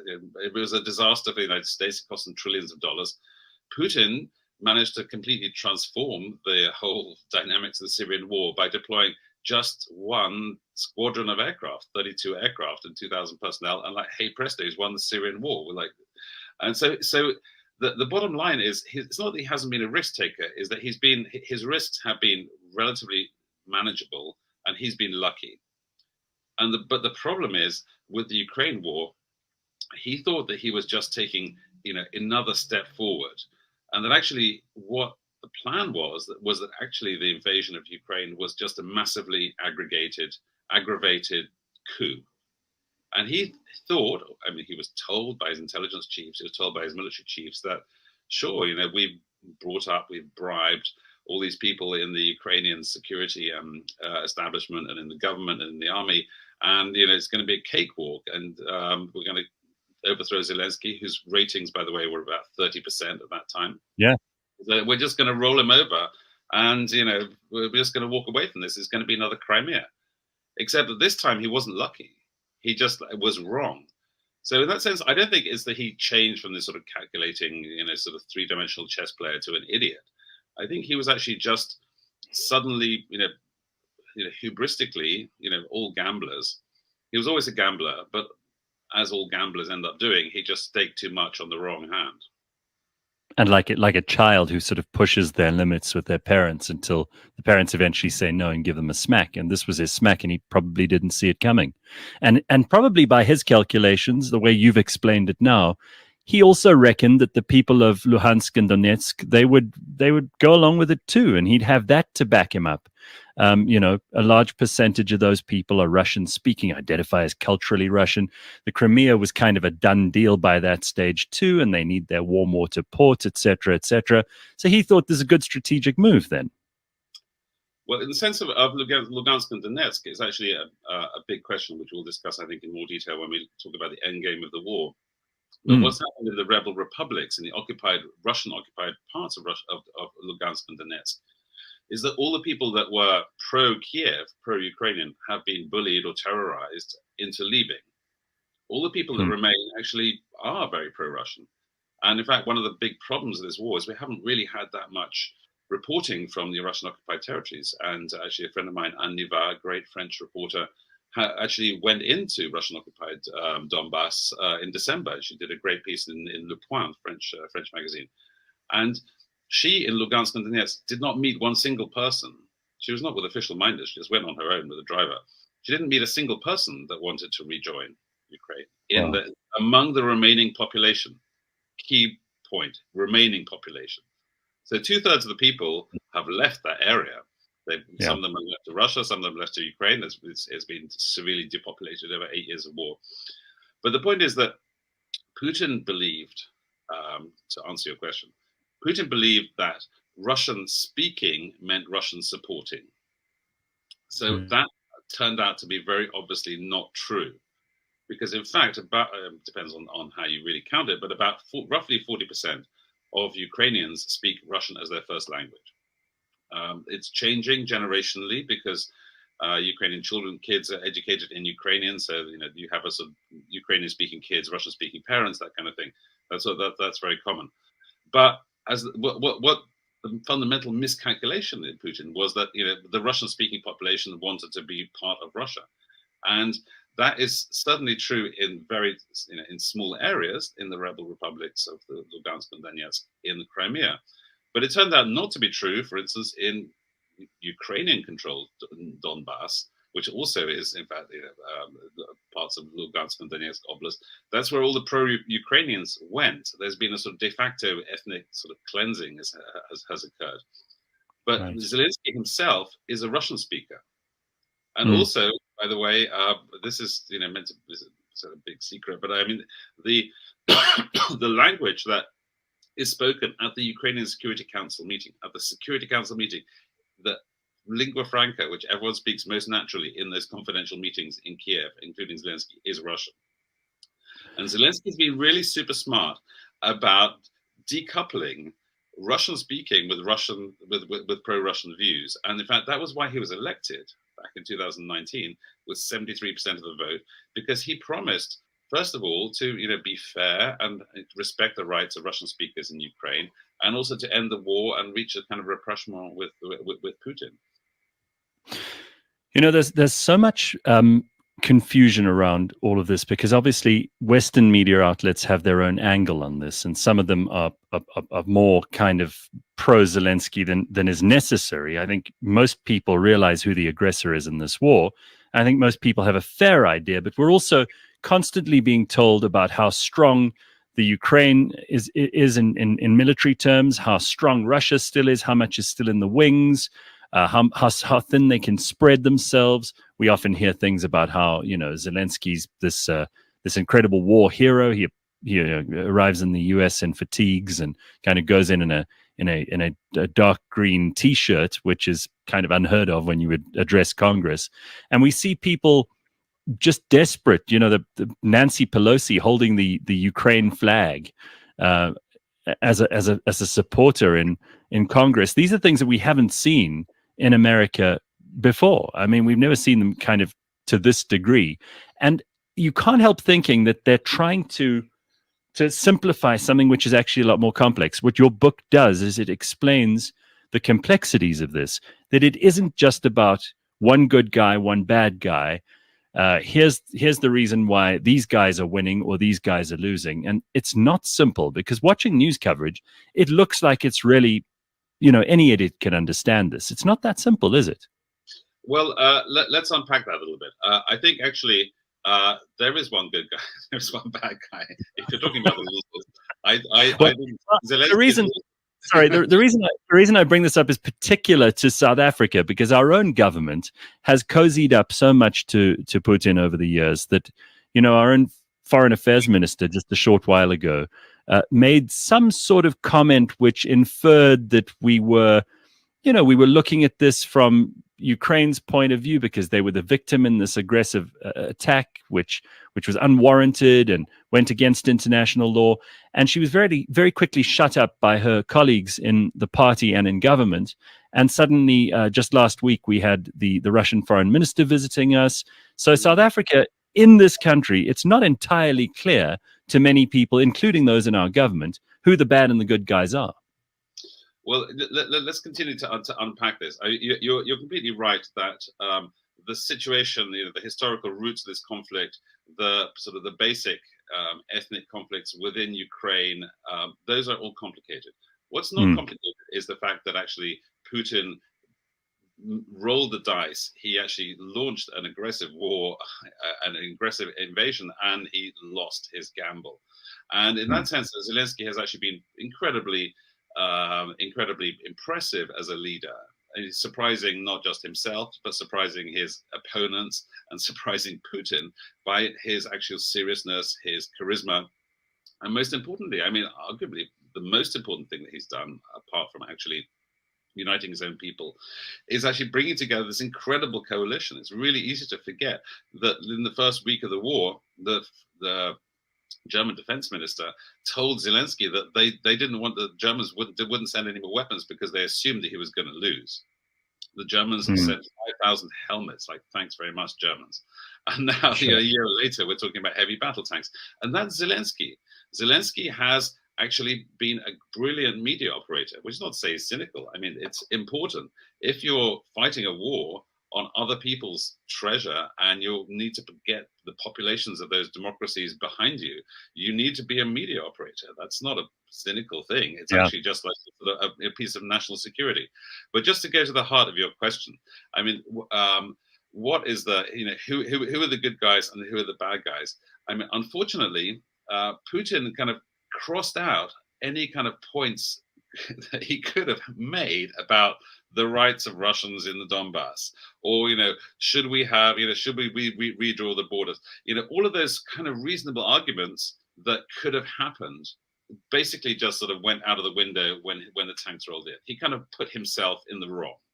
So now we're in a different game, and the complications are actually important when we're talking about the end game of the war and where who gets what at the end of this conflict.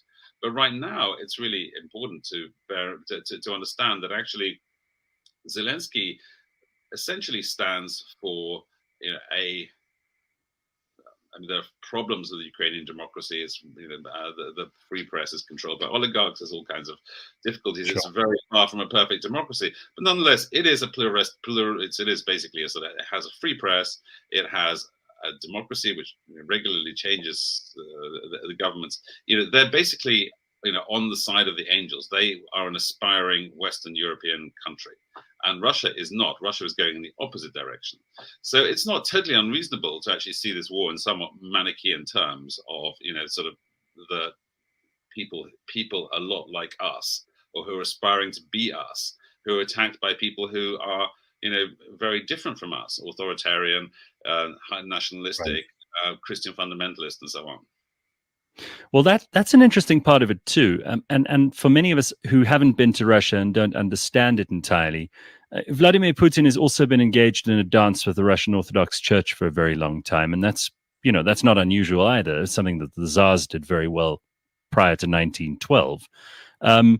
Do you just want to explain the role of religion in Russia and kind of how that's helped to buoy this nationalism and in many situations helped Vladimir Putin to kind of give people a feeling of something, some glory from the past that they can attach themselves to, because they don't want to think about the bread queues and the misery of the 90s and Boris Yeltsin and all of that stuff. So this gives them something else. Yeah, the Russian Orthodoxy is a weird one. Is a very weird case, because actually, if you look at the statistics, very few Russians actually go to church on a regular basis. It's not like America, in fact, the church-going numbers are kind of like basically atheist Europe. The difference between sort of basically atheist Europe or even like Catholic Europe is that the religion, the establishment of Russian Orthodoxy plays a really important role in the whole narrative of nationalism. So people, you'll see people like pretending to be Christian. I mean, pretending to be believers. I mean, they probably are believers, but like it's actually a performative persona of the good Russian is that he is an Orthodox believer. They wear the crosses and they cross themselves and all this stuff. Whereas, while actually not going to church, in fact. And Putin has actually taken that power and in fact, the moral right that he thinks that the endorsement of the Orthodox Church confers on him, and actually sort of put that on, sort of attach that to the whole sort of Kremlin nationalist narrative. So it's not just we are right, and this is a sort of because of argument A, B, and C. It's we are right because God Almighty says so. We are fighting against Satanists. Literally, you see that here. There's a lot of Russian television. They will literally tell you that the Ukrainians are actual Satanists, as well as being actual Nazis. They are also actual Satanists, and the West is like some sort of weird synagogue of Satan, where all LGBTQ plus values have destroyed any kind of moral compass that the West has had. They really see it in sort of as this sort of Armageddon type clash between like sort of the God-fearing Russians and the godless of the West. It's existential, and I think that you've mentioned it a couple of times, so I want to go there with the end game, because a lot of people are looking at this story at the moment and they're watching it as it develops in the news, and they're seeing that there are these the Mariupol, which we saw blown to smithereens. We've seen some Russian successes. We've seen the Ukraine push back very well in certain other areas, and it's hard to gauge just how far this is going to go. These new tanks that are being sent in, they've just stopped short of saying they're going to send F-16s, although the Polish will give air support. The Americans might help the Polish, so there could be some kind of a game going on there too. But where does this end? Because the big fear for so many people is that Russia is still a nuclear power. It may be a third-rate power in any other way, but it has more nuclear weapons than any other country, actually. And that's not an insubstantial thing to factor into the equation. There's also the fact that neither side here seems willing to, relent or to pull back at all. Zelensky says nothing short of victory is on his agenda, and Putin says the same. So where do we go, Owen? Where does this go from here? What are the off-ramps? So let's. It's really worth going back to first principles here, because actually, in that very first briefing that General Mark Milley, the U.S. chairman of the Joint Chiefs of Staff, gave to Joe Biden and the top U.S. national security team back in October 2021, when he had that intelligence that it started to seem for real that Putin might be actually thinking about invading Ukraine. What was the first question on the agenda? Was how do we enforce an international rules-based order without going to World War III? That was like point number one. And actually, fundamentally, it remains for NATO point number one. How do you actually stop Putin in his tracks without actually provoking a direct kinetic war between NATO and Russia? And that red line about avoiding NATO involvement as a combatant has been pushed right to the very further stretching point. And already Lavrov last week, the Russian foreign minister, said that that NATO is a dangerous has a dangerous and provocative involvement in the war. So diplomatically, involvement is just like a tiny little sort of shade away from actually declaring NATO a combatant. So that remains an enormously important red line. And the nukes actually remain, and basically the strategic priority for every serious Western NATO country. And it has an enormous impact on the end game of this war. For one simple reason, is that actually, if Zelensky were to achieve what he says he wants to achieve, which is actually retaking Crimea and retaking the rebel republics of Donbass, that is in no way politically survivable for Vladimir Putin. That is the end of the Putin regime. So, okay, great, say the Ukrainians, let's get rid of that guy. He's just dangerous. But unfortunately, if you think about what that entails, like a very severe military collapse, you're essentially talking about a revolutionary situation inside Russia, which is, as you rightly say, one of the world's major nuclear powers, depending on how you count the warheads, are number one or number two. And the really dangerous point is that the most vocal opposition, or let's say the most vocal criticism so far of the war that it's been fought, as it's been fought, hasn't come. The obviously the liberal pro-Western intelligentsia has criticized Putin, but most of them have left the country or they're in jail. The people who are still around in Russia who are criticizing Putin are ultra-nationalists. No, they say he hasn't gone far enough. They are the scary people who say, like, stop, pussyfooting about Vladimir, like, take the gloves off and really, screw those guys up.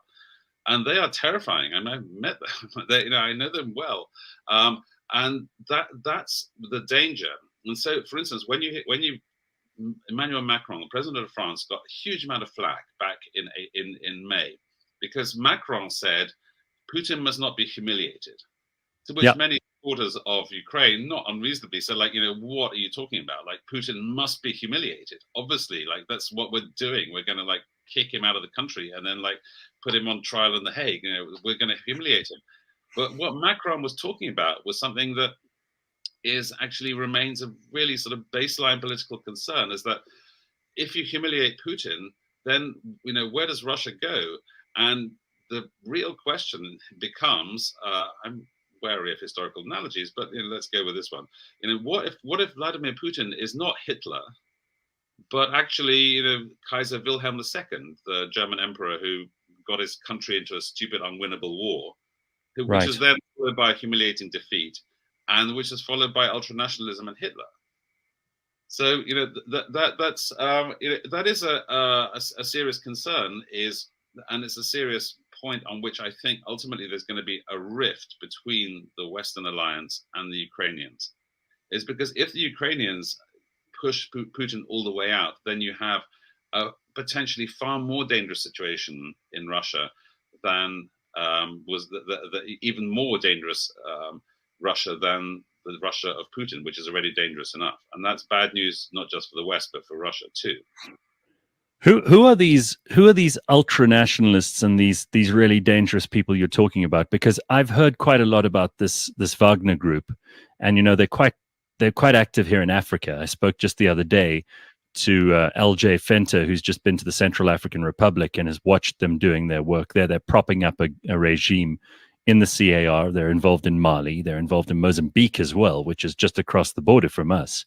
And in Russia, it seems that this Wagner group, who are under the aegis of Vladimir Putin's former chef, these people are also playing a very dangerous role in the Ukraine at the moment, aren't they? Well, it's yes. Russia has a gigantic military. The Soviet Union had a gigantic military. There's a lot of highly skilled, extremely violent people who's willing to sell those deadly skills around the world, and hence their involvement in all these conflicts, and also Libya, which you didn't mention. They were also very active in Libya. Wagner was founded in 2014, basically as a covert branch of the Russian intelligence services, an armed, active operational branch, because at that point the Russian military was operating undercover. They were not admitting to direct involvement in the Donbass revolt against Kiev's rule, and it sort of snowballed into this gigantic business because Yevgeny Prigozhin, the founder of Wagner, has realized that actually winning victories on the ground can actually win him political influence. And as you will have read, he has recruited, by different accounts, between either 15,000 or 30,000 violent criminals, including multiple rapists and murderers, who have been given a complete reprieve after 6 months of service in Ukraine. It's literally an army of criminals. And it's very useful for the Kremlin because no one cares about these people. Right. They're expendable. They're also they have so much to lose that they'll fight in ways that other soldiers might not, because they'll not only be free afterwards, but they might even be heroes. Right, exactly. So for the Kremlin, it's very convenient because it's really important to understand that the only constraint on the major constraint on the Kiev war effort, which is already like a fully mobilized economy, it's a war economy. The only restraint on Ukraine is material. The main restraint is material. They're fighting, with all their strength, and they need more material. The restraint on Putin is political. He's actually trying to avoid, actually this war becoming too noticeable, because that's kind of the scary thing about Moscow and St. Petersburg. When you go there, the war is more or less invisible. It's extraordinary. It's like going through the looking glass. People don't talk about it. It's sort of, it's in the air a little bit, but largely it remains an invisible war.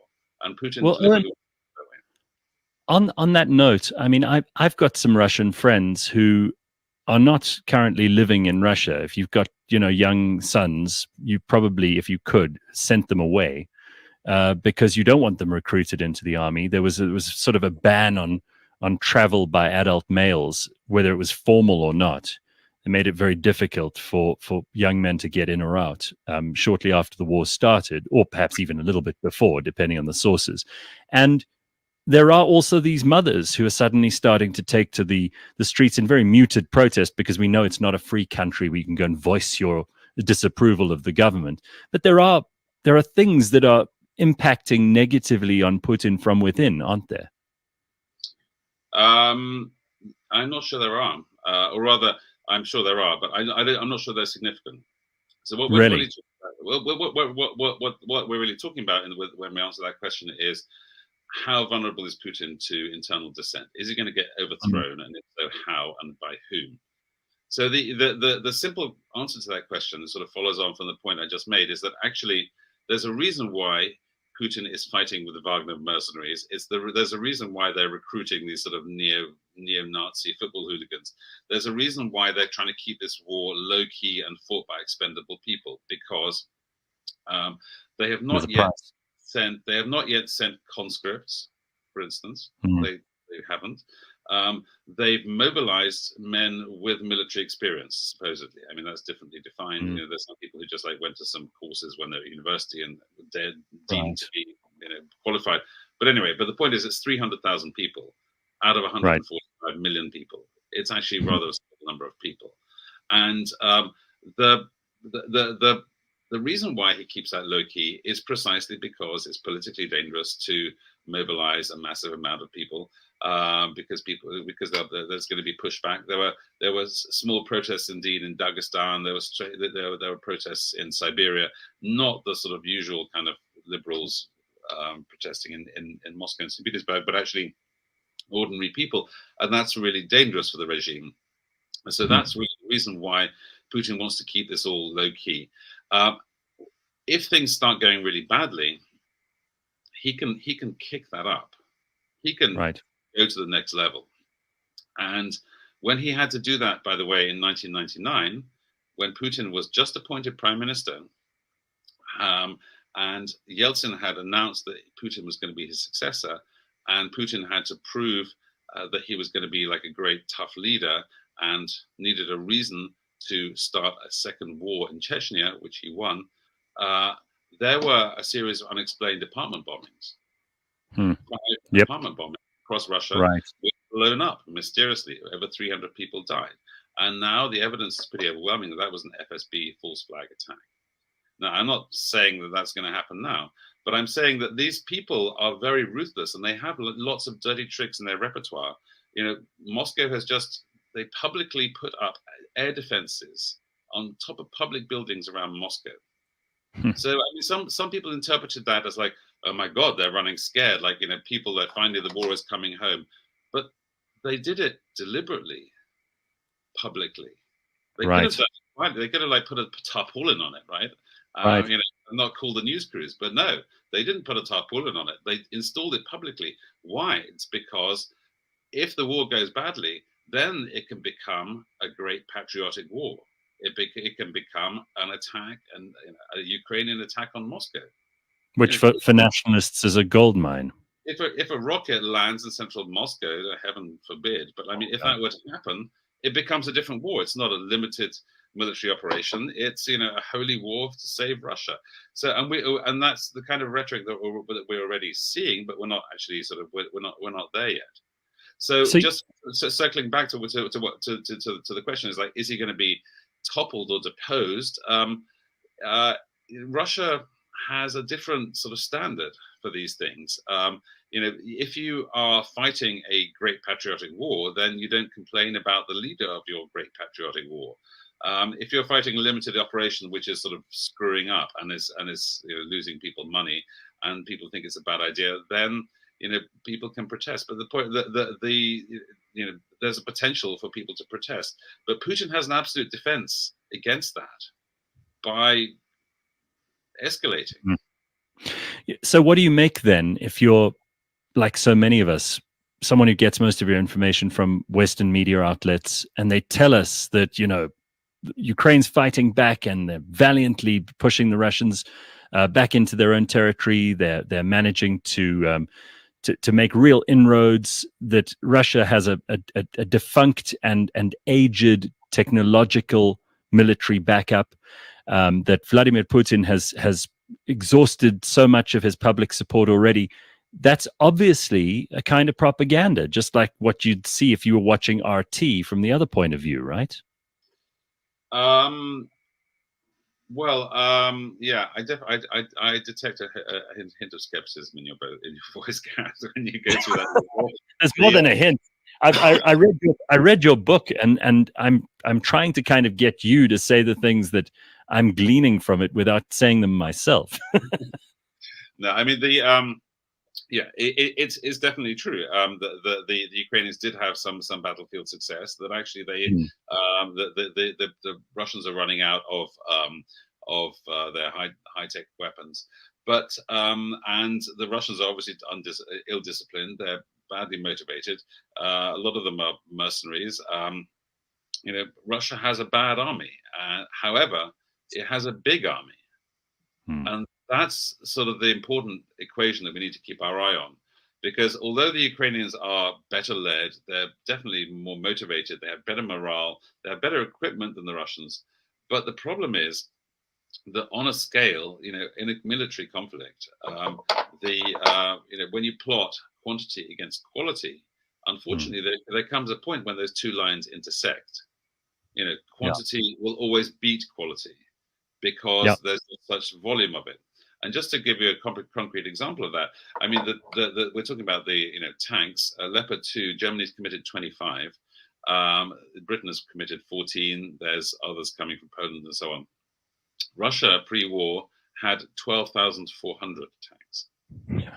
So I mean, I'm not a military expert myself, but I'm guessing that however great a Challenger 2 or a Leopard 2 tank is, one Leopard 2 versus 50. One great Leopard 2 against 50 crappy Russian tanks. I'm guessing that the crappy Russian tanks will still win. I mean, that's kind of a crude example. That's what I'm talking about. Yeah, and history's shown us repeatedly how Russia can only be underestimated at the peril of those who underestimate her. The numbers are just vast, and the territory is vast, and Russia can call on resources that many countries can't. In some ways, they're almost self-sufficient, which you can't say about other countries. The oil, the gas, the minerals. They obviously have technological imperatives which can't be met in some respects. It's not as if they can get hold of microchips from South Korea or Taiwan or produce a lot of the stuff that the US can for itself. But really, Russia can keep going for a very long time before they're in big trouble. And Napoleon learned this, Hitler learned this, and God knows how many more before them. That's definitely true, but it kind of depends on how you define sort of survival, because and again, this sort of feeds into what we were discussing a moment ago about what the people think about all this stuff. Is that Russian people, if you're talking about Napoleon and you're talking about Hitler, you're talking about a great, two great, what the Russians call patriotic wars, in fact. Yeah. In that circumstance where the future of your country is in fatal peril, people have a very high tolerance threshold. In all other circumstances, Russian people are just Russian people. They just, they're just like normal people. They actually have expectations, and they have dreams, and they have they have resentments, and they realize very well when the government has stopped working. So, in the sense of like, can they survive this? Do they have enough sort of, wheat and barley and rye and vegetable oil and Yeah. all this sort of salt, all that stuff that that survivalists have in their cellar? Yes, they do. Yeah, definitely they do. Yeah. But Sure. if you're talking about do they have enough Volkswagen Passats and iPhones? That sort of the disappearance of that kind of level of consumerism is going to be painful. Is it going to cause a revolution? No. But is it going to cause like basically the sort of slow economic death of Russia, or maybe even not so slow? But I mean, is it going to cause 1990s crisis and brain drain and profound loss of faith in the state and the government? I think yes. So survival, yes, but actually sort of long term, they're just they're completely they completely destroyed their own future. Well, in your final chapter, you talk about the economy and how that may be the tender part of Putin's plan. That might be the most vulnerable piece of the pie. And maybe you can just explain that economic blitzkrieg that you go into in your chapter on the price of illusion, because I think that's something that probably hasn't been explored too much when people are talking about tanks and F-16s, and they're talking about numbers of soldiers. The economic toll on Russia is already, for some, too much. Well, it's an interesting story because something happened at the beginning of the war which nobody expected, and that was that Russia kind of expected there would be sort of sanctions. There'd be banking sanctions, things like Russian state companies cannot, borrow money or list on Western exchanges. Those kind of state sanctions were expected. But what happened was, under social media pressure, literally under the pressure of like sort of TikTokers, whole swathes of Western companies withdrew. From Coca-Cola to IKEA, the hundreds of them, right. Over 1,000 of them withdrew. And actually, that nobody was expecting that. And it turns out that actually private corporations wield as much power economically as nation states do. But even that was not terribly fatal. I mean, the Russians replaced their McDonald's with their own sort of comedy rubbish McDonald's using the same machine, and they have their own sort of comedy rubbish Russian Starbucks. It's true, with the same like ripped off label. It's kind of sad, really. But anyway, but so that's not fatal. That's not sort of, we're not in sort of bread riot territory. The fact that they can't get a Big Mac, right? Nonetheless, it was economically damaging. But the part that actually, again, no one really expected was that the fact that Russia would use its gas so ineptly, and that weapon, the energy weapon, which everyone feared so much, was so ultimately useless, because no Western sanctions included oil or gas. They didn't include oil. They included oil. They didn't include gas. The most important export was not included in sanctions. But guess what? The Russians decided to sanction themselves. That was smart. They cut off the supply of gas to Germany, expecting Germany to sort of quake in fear. And the result was gas prices spiked by almost 200 times. But then guess what? Like, if Russia is not supplying gas, you buy gas from someone else, because surprise, surprise, gas became fungible. You can liquefy it. It's more expensive, but you can liquefy it just like oil. And then guess what? Like last month, December, midwinter, in our hemisphere, the wholesale price of gas in Europe falls to pre-war levels. Europeans are now paying less for their gas with no Russian gas. The proportion of Russian gas supplied to Europe went from like 35% to like close to 0%. It's now like sort of 3 or 4%. The Russians entirely lost the Russian gas market, the European gas market. The Americans got it. The Americans have exported more than something like 1.3 trillion euros has been spent on, mostly with Europe, with US American companies. I mean, it's insane. But that was the great energy weapon, the thing that was meant to terrorize Europe, didn't terrorize Europe. And the result was that Putin just shot himself in the foot. So ironically, the West tried to wage war economically on Russia, but ultimately Russia really waged economic war on itself. Made a series of terrible decisions. And now, instead of exporting, Gazprom, the major state-owned Russian gas company, accounts for 25% of state revenues. Gazprom revenues have fallen by 45%. Wow. And America is the big beneficiary of that, which you hinted at just now. Yes. Yeah. So Owen, for those people who are too lazy to kind of pay attention to all this incredible detail, and really what I have to say about the book too is that you tell stories of people as a part of this, which, people on the ground, and you talk about people who are in apartments in the Donbas region. You talk about people who are soldiers. You talk about people who are fleeing, journalists, and you can really get into it in a way which I really haven't seen any other authors or commentators speak about, and certainly not to the degree that you do. But for those people who want to rush to the end and say, all right, how does the movie end? We've spoken about possible ways it could go in terms of, how economically, militarily, politically things could go. What's the best case scenario here? Because nobody wants World War III. Vladimir Putin doesn't want to end up being ousted, because God knows what that could mean for Russia, let alone for him. Zelensky doesn't want to be fighting a war until he's a gray old man, because God knows his populace probably won't want him to, and wouldn't want to be involved in something as extended as that. So what's the best case scenario for us? I'm a journalist. I'm not a fortune teller. So I tend to steer clear of predictions. But I think we can safely say that whatever splits there are in the NATO, the Austrians and the Hungarians and the Croats, are against weapons, but no one cares about those people. It's only America that's making the running on this materially. They're sending like 400 times more than everyone else. It's all about America.